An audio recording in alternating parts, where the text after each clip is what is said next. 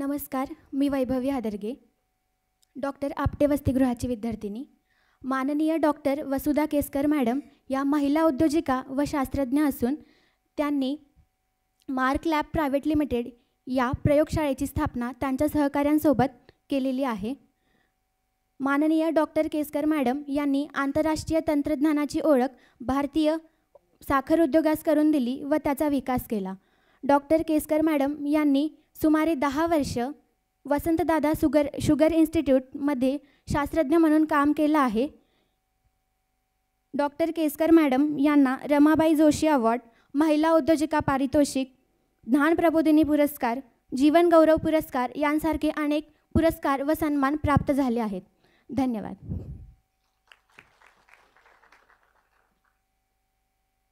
धन्यवाद वैभवी. मी उद्योजकता विकास केंद्राच्या समन्वयक डॉक्टर ज्योतिताई गोगटे यांना विनंती करते की डॉक्टर वसुधा केसकर ताईंचा सन्मान करावा.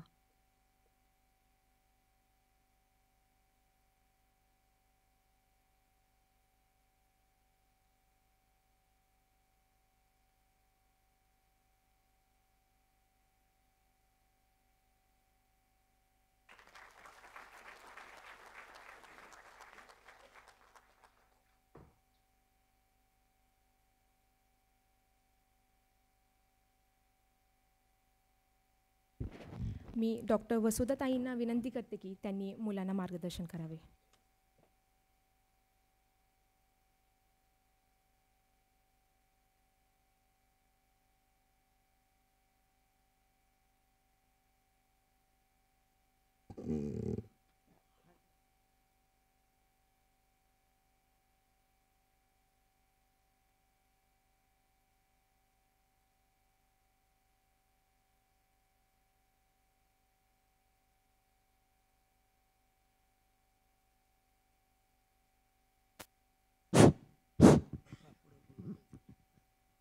नमस्कार. मी सर्वप्रथम विद्यार्थी सहाय्यक समितीचे आभार मानते की त्यांनी मला ही संधी दिली. व्यासपीठावरचे मान्यवर आणि विद्यार्थी, आपण आज उद्योजकतेवर बोलणार आहोत. या अर्ध्या तासाच्या वेळात मी काय केलं आणि तुम्ही काय करावं असं मला वाटतं, हे सगळं मला सांगायचं आहे. तर हे प्रेझेंटेशन जे आहे ते तुम्ही एक मार्गदर्शक म्हणून बघा. आपण अशाच गप्पा मारत राहू. तर उद्योजकता ही एक कला आहे. ती कला कशी आहे हे आपण बघूया. तूच आहेस तुझ्या जीवनाचा शिल्पकार. आपणच आपल्याला घडवायचं आहे आणि इतरांना घडवण्यासाठी आपण मदत करायची आहे. तर हे नेहमीचं चित्र आहे की तुम्ही ग्रॅज्युएट होता आणि प्रत्येकाच्या डोक्यात हे असतं की मला जॉब मिळाला पाहिजे, कारण माझ्यावर जबाबदाऱ्या आहेत. आणि मग काय होतं की जॉब शोधता शोधता नैराश्य येतं. मी एक वेब सिरीज बघितली होती, कोटा फॅक्टरी नावाची. UPSC आणि MPSC परीक्षेत पास होण्यासाठी विद्यार्थी काय परिश्रम करतात, त्यांना कसं फ्रस्ट्रेशन येतं आणि ते आत्महत्यासुद्धा करतात. अरे, आपलं जीवन इतकं स्वस्त नाही आहे की आपण कुठल्या परीक्षेत फेल होतो म्हणून आपण आत्महत्या करावी. आणि मी काही करू शकत नाही किंवा मी हे करू शकत नाही, हे जे विचार आहेत हे डोक्यातनं काढून टाकले पाहिजेत. प्रतीक्षा आणि प्रयत्न, वाट बघावी लागते आणि प्रयत्न करावे लागतात. कुठलीही गोष्ट सहज साध्य नसते की मी आत्ता ग्रॅज्युएट झालो, मला दुसऱ्या दिवशी जॉब मिळाला, किंवा मी व्यवसाय सुरू केला, मला लगेच पैसे मिळायला लागले, असं कधीच नसतं. वाट ही बघावीच लागते आणि त्याच्यासाठी प्रयत्न करावे लागतात. नुसते बसून काही न करता वाट बघण्याचा काहीच उपयोग नसतो. तेव्हा हे लक्षात घ्या की प्रत्येक गोष्टीची वेळ यावी लागते. तुम्ही कुठल्याही गोष्टीसाठी अधीर होऊन किंवा अस्वस्थ होऊन तुम्ही कुठल्याही गोष्टीत किंवा नैराश्य हे डोक्यात आणू नका. कारण तुम्ही जेव्हा अस्वस्थ होता तेव्हा तुम्ही जे हातातलं काम आहे ते पण तुम्ही नीट करू शकत नाही. तेव्हा वाट बघणं हे खूप महत्त्वाचं आहे. आता माझा व्यवसाय आणि माझी स्टोरी ही मी तुम्हाला सांगणार आहे. मी मुद्दाम स्टोरी हा शब्द वापरला आहे कारण त्याला स्टोरीज म्हणतात, त्याला कथा किंवा गोष्ट असं नाही म्हणत. तर माझी स्टोरी मी तुम्हाला सांगणार आहे. आणि त्या मुलीने इंट्रोड्यूस केल्यासारखं मी एक शास्त्रज्ञ आहे, पण मी व्यावसायिकसुद्धा आहे. आणि शास्त्रज्ञ असून मी व्यवसाय कसा करते हा अनेकांना प्रश्न पडायचा. परंतु शास्त्रज्ञ आणि व्यावसायिक ह्या दोन्ही गोष्टी पार पाडताना मी अनेक गोष्टी शिकले. आणि मी काय काय शिकले ते मी तुम्हाला सांगणार आहे. तर माझा व्यवसाय आहे ऊसासंदर्भात. मी साखर कारखान्यात काम करते. साखर कारखान्यांना मी मार्गदर्शन करते. आणि तुम्हाला सांगायचं म्हणजे की साखर कारखाना हा पुरुषप्रधान व्यवसाय आहे. मी 30 वर्षापूर्वी साखर कारखान्यात काम करायला सुरुवात केली, म्हणजे साखर कारखान्यांसाठी माझा व्यवसाय सुरू केला. त्यावेळी साखर कारखान्यात एकही स्त्री दिसायची नाही आणि आजही ते चित्र बदललेलं नाही आहे. त्या सगळ्या पुरुषांच्यात जाऊन मी एकटी काम करायची, एकटी त्यांना मार्गदर्शन करायची, त्यांना शिकवायची. तर असं काही नसतं की आपलं हेच क्षेत्र आहे किंवा स्त्रियांनी हेच केलं पाहिजे, स्त्रियांनी स्त्रियांच्यातच काम केलं पाहिजे, असं काही नसतं. तुम्ही जेव्हा चांगलं काम करता तेव्हा प्रत्येकजण तुम्हाला आदर देतो, तुम्हाला रिस्पेक्ट देतो आणि तुम्हाला कुठंही जगाला घाबरायची गरज पडत नाही. तर नेहमीप्रमाणेच म्हणजे तुमची माझी स्टोरी कदाचित एकच असेल. मी PhD झाले आणि मला पण जॉब मिळत नव्हता. मी इतकी त्रस्त झाले होते. PhDची डिग्री असून त्या काळी 1985मध्ये मला 1 वर्ष जॉब मिळत नव्हता. आणि याचं कारण काय होतं की मी शिवाजी विद्यापीठात शिकून मी पुण्यात आले होते आणि बऱ्याच कंपन्या आम्हाला शिवाजी विद्यापीठातली विद्यार्थी नको म्हणायच्या. त्यामुळं मला खूप डिप्रेशन यायचं. मला एक दिवस असं वाटलं की ते PhDचं जे सर्टिफिकेट आहे ते आपण फाडून टाकावं का. इतकं मला डिप्रेशन आणि फ्रस्ट्रेशन यायचं. मी या फेजमधनं गेलेली आहे. मला काय कोणी पायघड्या घातल्या नव्हत्या. मग शेवटीच म्हणते, मला एकदाची नोकरी मिळाली वसंतदादा शुगर इन्स्टिट्यूटमध्ये. त्यावेळी माझी मुलगी छोटी होती, 3-4 वर्षाची होती. ती बघत होती आपली आई जॉब मिळवण्यासाठी कुठे कुठे जाते, काय काय धडपड करते. आणि मग ती शेजाऱ्यांना म्हणाली, एकदाचा लागला माझ्या आईला जॉब. म्हणजे PhD असून मला इतकं नैराश्य आलं होतं. मग मी वसंतदादा शुगर इन्स्टिट्यूटमध्ये काम करायला लागले. तिथं माझ्या असं लक्षात आलं, आणि माझा विषय केमिस्ट्री आहे, ॲनालिटिकल केमिस्ट्री. तर तिथं माझ्या असं लक्षात आलं की आपल्या भारतात जी साखर तयार होते ती साखर तपासलीच जात नाही किंवा ते तपासण्यासाठी मेथड्स पण नाही आहेत. आणि ज्या मेथड्स आहेत, international commission for uniform methods of sugar analysis, हे जर्मनीमध्ये तयार झालेलं कमिशन होतं. ते 125 वर्षापूर्वीचं होतं.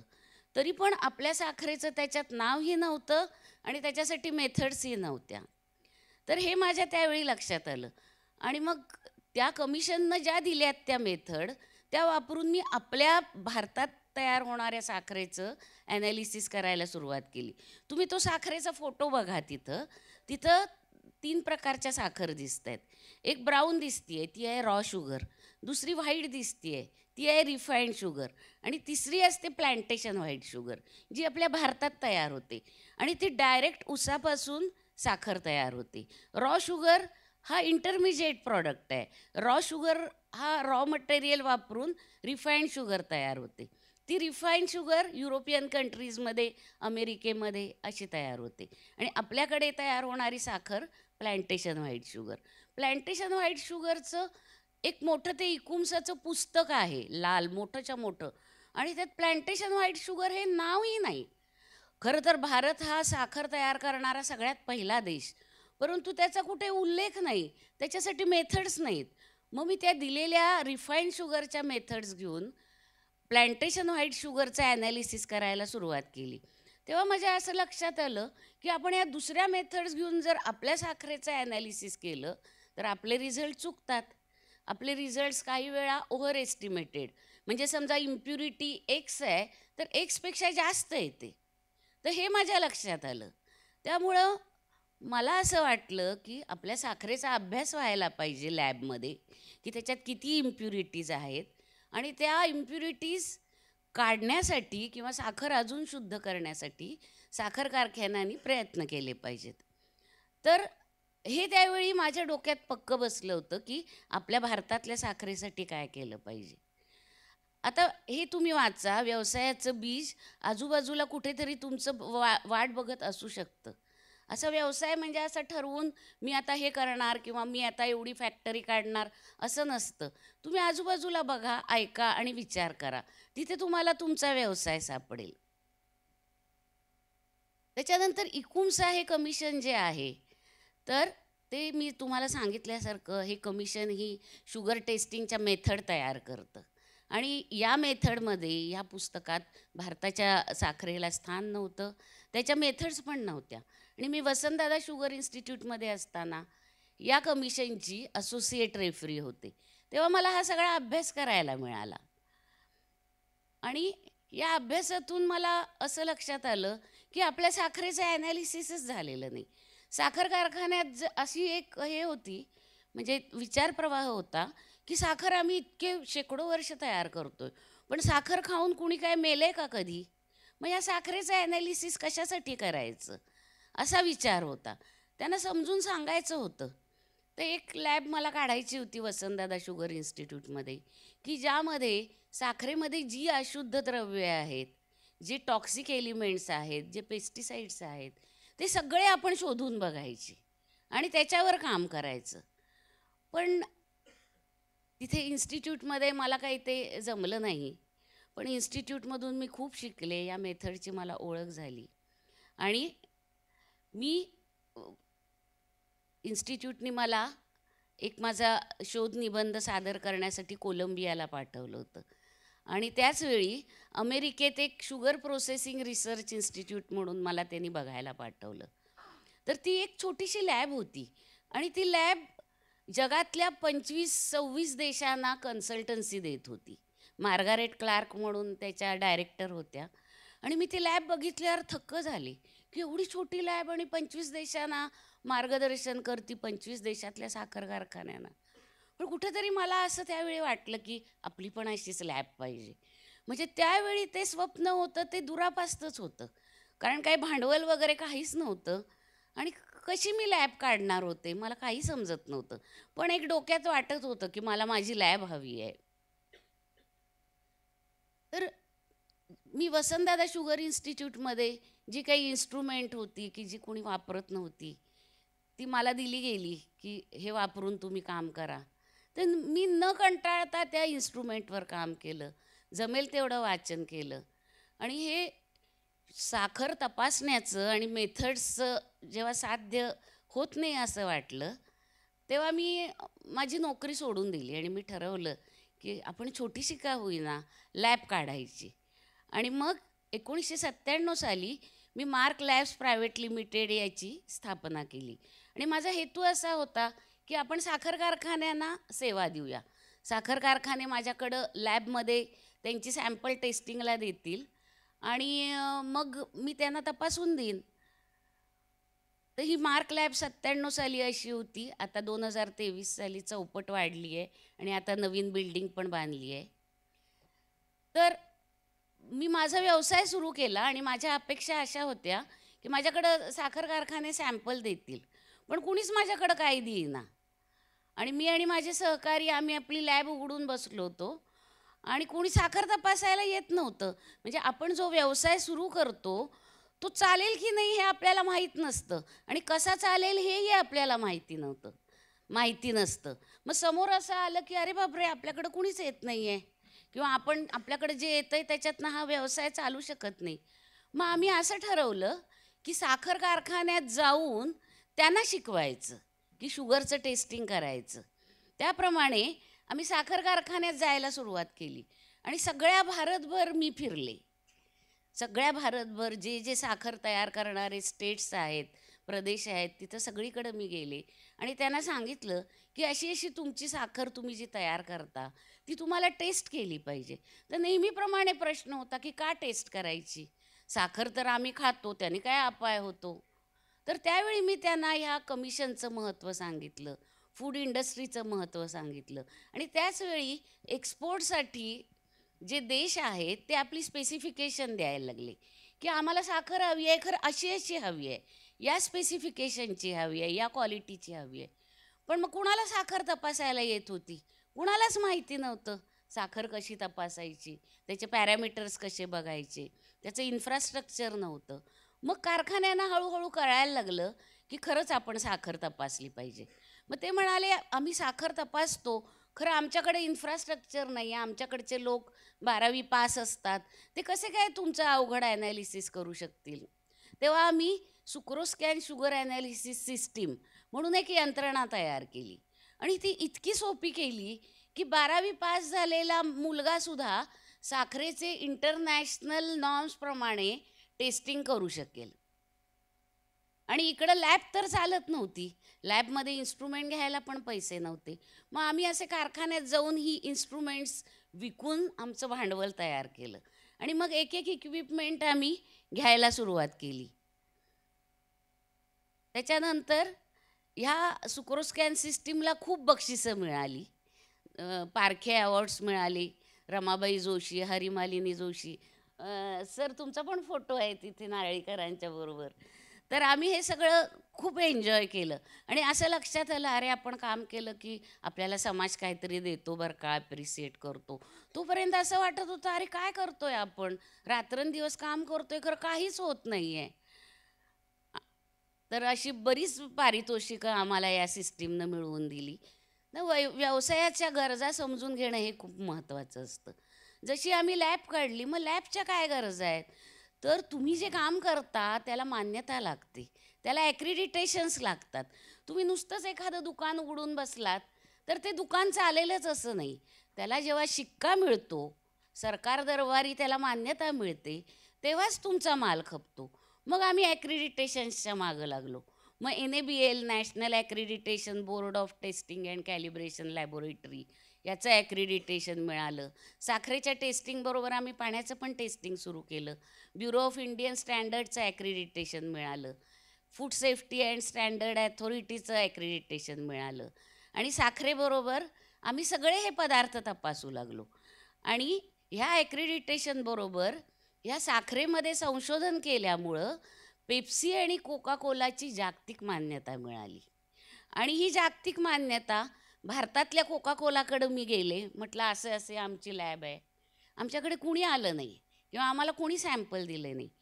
पण मी जेव्हा या इकुमसा कमिशनसाठी काम करत होते आणि मी वेगवेगळ्या देशात जाऊन साखरेच्या टेस्टिंगच्या नव्या मेथड्स मी इंट्रोड्यूस करत होते, त्याच्यावर अभ्यास करत होते, तेव्हा ॲटलांटामध्ये ह्या 2 कंपन्यांची ऑफिसेस आहेत. ॲटलांटामधून त्यांचे लोक आले आणि त्यांनी आम्हाला ॲप्रुव्हल दिलं, ते सुद्धा जागतिक ॲप्रुव्हल दिलं. भारतातनं नाही मिळालं पण परदेशातून मिळालं. आणि त्यांनी भारतातल्या कोका कोला आणि पेप्सीला सांगितलं की तुम्ही बाहेरच्या देशातनं का हे सगळं करून घेताय टेस्टिंग, तुमच्या देशात जर इतकी काम करणारी मोठी व्यक्ती आहे, इतकी लॅब आहे, तेव्हापासून हे ग्लोबल ॲप्रुव्हल आमच्याकडे आहे. जगात फक्त 6 लॅबोरेटरीज आहेत आणि आशिया खंडात ही फक्त एकच लॅबोरेटरी आहे. आणि माझं स्वप्न कसं साकार झालं की मला जे वाटलं होतं माझी पण एक लॅब पाहिजे, तसंच त्या अमेरिकेतल्या लॅबसारखंच आता 25पेक्षा जास्त देशातून साखर माझ्या लॅबमध्ये येते त्याची शुद्धता तपासण्यासाठी. आणि पेप्सी आणि कोका कोला ह्यांचा एकच व्हेंडर असलेली फक्त ही एकच लॅब आहे. हे दोघं कॉम्पिटिटर आहेत आणि कधीही यांचा व्हेंडर एक नसतो. त्याचबरोबर आपल्या साखरेला स्थान नव्हतं इकुमसामध्ये, हे मी तुम्हाला सांगितलं. इंटरनॅशनल लेवलवर जे काही मेथड्स होत्या, जे कमिशन होतं, त्यात आपल्याला ओळखच नव्हती. मग मी त्याच्यासाठी खूप प्रेझेंटेशन्स केली भारताबाहेर की आमची साखर, एवढी साखर उद्योग मोठा आहे आणि तुम्ही आम्हाला ओळखत नाही, आम्हाला आयडेंटिफाय करत नाही. तर त्यावेळी भारतातल्या ब्युरोक्रॅट्सनी सुद्धा खूप विरोध केला की आम्हाला असं काय नवीन नको आहे, आम्हाला आहे तेच पाहिजे आहे, आम्हाला तुम्ही स्पेसिफिकेशन घालू नका, आम्हाला कुठलेही नियम नकोत. पण मी त्यांच्या विरोधात लढले नाही, माझं काम मी करत राहिले. मला खूप अडचणी आल्या, इतक्या अडचणी आल्या की मला असं वाटायचं की आता मी कुठे जाणार आहे, मला इतका विरोध आहे, इतका विरोध आहे, पार दिल्लीपासून विरोध, सगळ्यांचा विरोध, सगळ्या साखर तंत्रज्ञानाचा विरोध.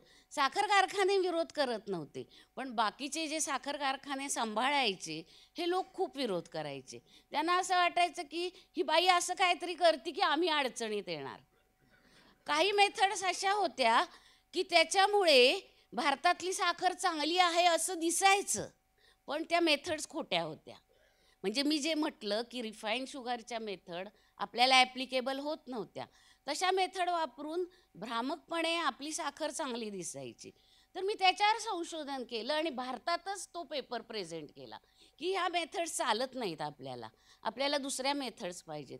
त्यावेळी पण सगळ्यांना माझा खूप राग आला. अरे आमचं चाललं होतं, ह्या बाईनी काहीतरी मध्ये अडचणी आणल्या, आम्हाला जे मिळत होतं ते पण गेलं, असे ना कसली का मेथड, आमची साखर चांगली सिद्ध होत होती ना.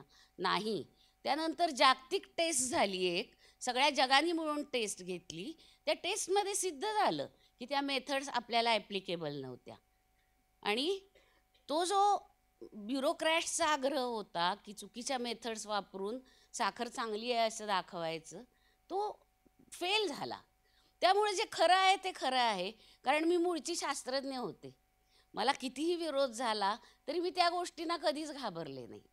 आणि अशा विरोधात हळूहळू सगळे विरोध मावळत गेले. आणि शेवटी हे जे विरोध मला करत होते ते आता मला मोठी मोठी लेक्चर्स द्यायला त्यांच्या परिषदांना बोलवतात आणि मॅडम तुमचा शब्द म्हणजे शेवटचा शब्द आहे असं ते मला म्हणतात की मॅडम जे म्हणतील ती खरं, मार्क लॅब जे देईल तो शेवटचा शब्द आमचा. तर तुम्ही संघर्ष करा. तुम्ही जर खरे असाल ना, तुम्ही कुणालाही भिवू नका, कुणालाही बळी पडू नका आणि कुणाचाही दबाव घेऊ नका. हे मला तुम्हाला प्रामुख्यानं सांगायचं आहे. खरं ते खरं असतं आणि तुम्हाला संघर्ष करायला लागेल. मी 15 वर्ष संघर्ष केला की मी खरी आहे हे सिद्ध करायला, पण एकदा ते सिद्ध झाल्यावर मला मागं वळून बघायला लागलं नाही. नंतर मार्केटिंगबद्दल मला तुम्हाला सांगायचं आहे की लोकांना असं वाटतं की मार्केटिंग म्हणजे मोठ्या मोठ्या जाहिराती रस्त्यात लावायच्या किंवा रेडिओवर ठणाठणा लाखो करोडो रुपये देऊन आपल्या प्रॉडक्ट सारखा लोकांच्या डोक्यात घुसवत जायचं किंवा आणि काहीतरी असेच प्रकार करायचे. पण मार्केटिंग हे नाही आहे. ग्राहकांशी तुम्ही संवाद साधला पाहिजे. ग्राहकांना तुमच्या काय पाहिजे आहे हे तुम्हाला कळलं पाहिजे. ग्राहक हा अतिशय महत्त्वाचा असतो. त्यांच्याशी तुम्ही रिलेशन चांगली ठेवली पाहिजेत. आपल्या उत्पादनाची जी गुणवत्ता आहे तेच तुमचं मार्केटिंग असतं. तुम्ही खूप जाहिराती केल्या आणि तुमचा प्रॉडक्ट बकवास असला, एकदा लोक घेतील, परत येणार आहेत का ते? त्यामुळं सगळं लक्ष आपला प्रॉडक्ट, आपला व्यवसाय कसा चांगला होईल याच्याकडे दिलं पाहिजे. त्याच्यानंतर तांत्रिक गोष्टी ज्या आहेत, टेक्निकल गोष्टी, आता प्रत्येक तुम्ही जरी वडापाव जरी करायला घेतलात तरी त्यात टेक्निकल गोष्टी आहेत. तेल कसं हवं, तेलाची शुद्धता किती, टेम्परेचर किती तो वडा तळायचा, तरच लोकांना आवडेल. तुम्हाला जर ते तंत्रज्ञान माहीत नसलं तर बटाटे वडासुद्धा चालणार नाही. मग ठराविक गाड्यांच्यावरच का गर्दी होती याचा तुम्ही विचार करा. तर या तांत्रिक गोष्टी आपल्या कस्टमरना समजावून सांगितल्या पाहिजेत. त्यांच्यापासून कुठलंही सिक्रेट ठेवायचं नाही. लोकांना वाटतं की त्याला कशाला सांगायचं हे, मग कस्टमरला अंधारात ठेवू, असं चालत नाही. तुम्ही कस्टमरला जितके विश्वासात घ्याल तितके तुम्ही पुढं जाल आणि तुमचा व्यवसाय तितकी प्रगती करेल. ग्राहकांच्या तक्रारीवर, आता ग्राहक तक्रार करायला लागले की व्यावसायिकांना राग येतो, अरे घ्यायचं तर घे नाही तर जा किंवा येऊ नकोस परत. तर असं नाही. ग्राहक जो तक्रार करतो ती तुमची इम्प्रूव्हमेंट असते. तुम्हाला जे समजत नाही ते ग्राहकाला समजतं आणि मग त्याचा तुम्ही जेव्हा अभ्यास करता की हा ग्राहक का तक्रार करतोय, तेव्हा हळूहळू एक एक पाऊल तुम्ही पुढे टाकत असता. त्यामुळे ग्राहकाची तक्रार ही संधी समजायला पाहिजे. ती कटकट कधीही नसते. मला कस्टमर कंप्लेंट आली की मला खूप आनंद होतो. मी त्यांना म्हणते अरे कागदावर लिहून मला ईमेल करा. मग ते म्हणतात मॅडम कशाला एवढं तुम्ही मनावर घेता, असू दे फक्त लक्षात ठेवा. मी म्हणते नाही, तुमची तक्रार मला आली पाहिजे, कारण त्याच्यामुळं माझ्या व्यवसायाची प्रगती होणार आहे. आणि त्याच्यानंतर इतर मार्केटिंगची साधने ही शेवटचा पर्याय आहे. जाहिराती करणं रेडिओवर, टी व्हीवर, खरंच हा शेवटचा पर्याय आहे. तर मी कसं मार्केटिंग केलं बघा. मी भारताबाहेर सुद्धा ह्या सुकृत स्कॅन सिस्टीम्स, टेस्टिंग कसं करायचं शुगरचं. आता इकुम्सामध्ये मी तुम्हाला मगाशी सांगितल्या त्याप्रमाणे आपल्या प्लॅन्टेशन व्हाईट शुगरचा चॅप्टर ओपन झाला आणि त्याची रेफरी, जागतिक रेफरी मला त्यांनी 2006 साली केलं. त्या इकुम्सानी मतदान घेतलं की ह्यांना रेफरी करण्याबद्दल आणि प्लॅन्टेशन व्हाईट शुगरसाठी नवीन विषय तयार करण्याबद्दल. तर त्यावेळी 35 देश होते. म्हणजे मला आपल्या देशाबद्दल काही म्हणायचं नाही आहे, पण त्यावेळची परिस्थिती सांगते. तर 34 देशांनी माझ्या बाजूने मतदान केलं की हो, प्लॅन्टेशन व्हाईट शुगरला नवीन विषय पाहिजे आणि त्याच्यासाठी ह्या रेफरी असू देत. आणि विरोधी मतदान करणारा देश भारत होता. म्हणजे त्यावेळीची परिस्थिती. आणि मी आजची पण सांगितली की आज मॅडमचा शब्द हा शेवटचा शब्द, अशी सगळी इंडस्ट्री, सगळे ब्युरोक्रॅट्स, सगळ्या इन्स्टिट्यूट्स म्हणतात. पण मी याच्यातून पण गेलेले आहे.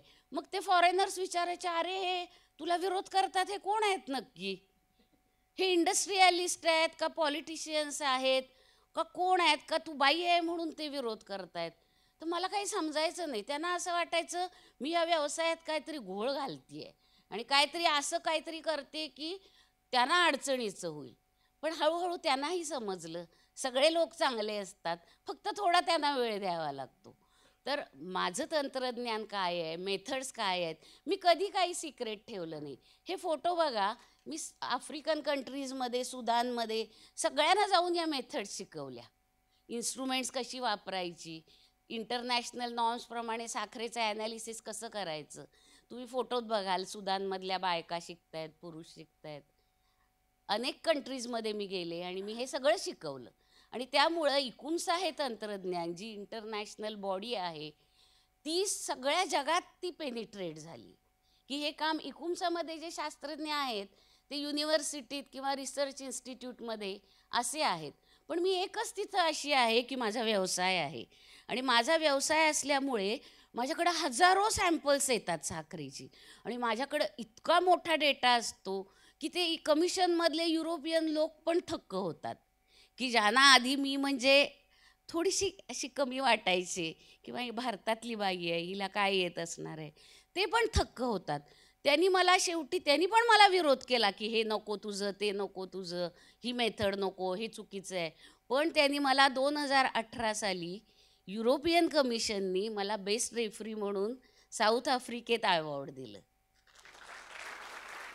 तर असं तुम्ही ग्राहकांशी कम्युनिकेट करा, ग्राहकांना ज्ञान द्या, म्हणजे तुमचा व्यवसाय वाढेल. तर ही माझी स्टोरी होती. आणि माझ्या ह्या अर्ध्या तासाच्या संवादानंतर यातनं 4-5 जरी उद्योजक तयार झाले तरी मला खूप आनंद वाटेल. आणि तुम्ही माझ्या लॅबमध्ये पण येऊ शकता. माझ्याकडं अनेक व्यवसायाच्या कल्पना आहेत की ज्या तुम्ही तुमच्या खेडेगावात जाऊन तुम्ही करू शकाल. आणि व्यवसायाच्या संधी कशा असतात, काम करता करता आपल्याला आणि व्यवसाय सुचतात. तर साखरेची शुद्धता तपासता आपल्या साखरेमध्ये सल्फर डायऑक्साईड कंटेंट खूप जास्त आहे असं लोकांना वाटायचं. त्यामुळं आपलं लिमिट खूप जादा ठेवलं होतं, 70 मिलीग्रॅम पर kg. आणि एकदा अशीच एक्सपोर्टची वेळ आली आणि मग आपले लिमिट सगळे हाय, कारण आपण सगळे घाबरलेलो, आपल्याला माहीतच नाही किती आहे. तर त्यावेळी ती साखर कमी SO2 कंटेंटची पाहिजे होती. पण मेथड नाही, कुणाला माहिती नाही, त्यामुळे आपली साखर काय आहे हे कुणालाच माहिती नव्हतं. मग माझ्या लॅबमध्ये ती साखर तपासली आणि असं लक्षात आलं की कुठल्याच साखरेत एवढा SO2 नाही. आपण आपले लिमिट्स मात्र जास्त ठेवलेले. त्यामुळे BISला पण मी सांगितलं, अरे लिमिट्स कमी करा, चांगली आहे आपली साखर. जे माहीत नसतं त्याच्यात आपण कसेही निर्णय घेतो, पण जे माहीत असतं त्याच्यात आपल्याला अजून प्रगती करता येते. मग सल्फर डायऑक्साईड कंटेंट गुळात किती आहे हे बघायचं ठरवलं. आणि पुण्याच्या बाजारपेठेतला गूळ घेतला, अनेक सॅम्पल केली, तर 20 ppm लिमिट आहे, तर 2000 ppm गुळात सल्फर डायऑक्साईड होता. म्हणजे असा गूळ अजूनही लोक खातात, अजूनही खातात. की ती गुळाचा व्यवसाय तो संघटित नाही आहे, त्याच्यावर कंट्रोल कमी आहे. तर अजून तुम्हाला सगळे भेसळयुक्त गूळ बाजारात दिसतील. तर त्यावेळी कनक गूळ म्हणून एक छोटासा हे तयार केला की लोकांनी काय खायचं. लोक म्हणाले, मॅडम तुम्ही सांगताय ह्याच्यात सल्फर जास्त आहे, मग आम्ही काय खायचं. त्यामुळं गुऱ्हाळातून एक कनक गूळ नावाचं उत्पादन मी तयार केलं आणि RP वैद्यांच्याकडे सुरुवातीला विकायला ठेवला होता तो गूळ. तर इतका त्याला रिस्पॉन्स मिळाला की आज तो 25 वर्ष गृहिणींचा अत्यंत आवडता गूळ म्हणून बाजारपेठेत चालतोय. तर हे साखरेची शुद्धता तपासता तपासता हे डोक्यात आलं, अरे गुळाचं का आपण काय करू नये. आणि कनक गुळाची जाहिरात पण कॅलेंडरमध्ये आहे. कनक गुळाला पण अवॉर्ड्स मिळालेले आहेत आणि अजिबात रसायन नसलेला, कुठलीही केमिकल न वापरलेला आणि सल्फर नसलेला असा हा कनक गूळ बाजारात उपलब्ध आहे. तर एका व्यवसायातनं दुसरा पण माझा व्यवसाय तयार झाला. विषय तोच, फक्त विचार केल्यामुळं लोकांना काय पाहिजे आणि लोकांच्या समस्या आपण कसे सोडवू शकतो. धन्यवाद. एकच मिनिट फक्त यांच्या बोलण्यात तुम्हाला एक माहिती म्हणून सांगतो. मुळगावकर नावाचे टाटा कंपनीचे मोठे चेअरमन होते आणि त्यांची मी गोष्ट लिहिली आहे, पण मुलांच्या माहिती करता सांगतो. हा माणूस दुपारी लंच असायचं ऑफिसर्सबरोबर, ते निघून जायचे. ऑफिसरवर जेवत नसत तर ऑफिसरना काय वाटायचं, आपल्यावर कशाला हे माणूस जेवतो, हा एवढा मोठा माणूस आहे, 5 स्टार 7 स्टारमध्ये जाऊन जेवत असेल. पण ते एकटेच गाडी घेऊन जायचे. तेव्हा लोकांना वाटलं की हा एकटा कसं जातो, ड्रायव्हर का नसतो. तर कोणतरी हळूच पाठलाग करायचं ठरवलं की हे जातात कुठे, कुठल्या हॉटेलला जातात बघूया. तर ते गाडी चालत गेले एका धाब्यावरती, लांब गाडी उभी केली, चालत गेले आणि तिथली जी कॉट असते त्या धाब्यावरती, तिथे सर्व ट्रक ड्रायव्हरची गाड्या आलेल्या असतात, ते लोक जेवतात. त्यांच्याशी गप्पा मारायची. तिथं जो परोठा असेल, अमका असेल, ढमकं असेल, भाजी ते खायची. आणि त्यांना विचारायचे, कुठला ट्रक वापरतो तू. मी लेलँड वापरतो. का वापरतो बाबा.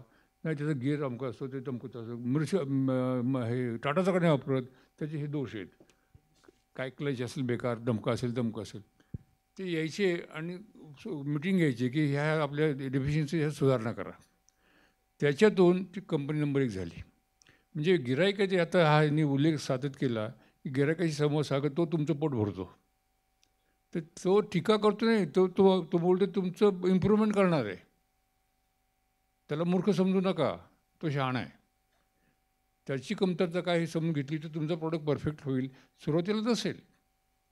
म्हणजे बाईंनी जसं सांगितलं की तुम्ही त्याच्याशी प्रामाणिक राहिला तर तो तुमच्याशी प्रामाणिक राहील. आणि त्याच्यामुळे टाटा गाड्या या लेलँडच्या पुढे गेल्या आणि नंबर 1 झाल्या. तर केवळ कारण सामान्य वापरणारा माणूस त्याच्या व्यथा काय आहेत ते या टॉपच्या माणसाने समजून घेतले आणि त्याच्या उपाययोजना केली.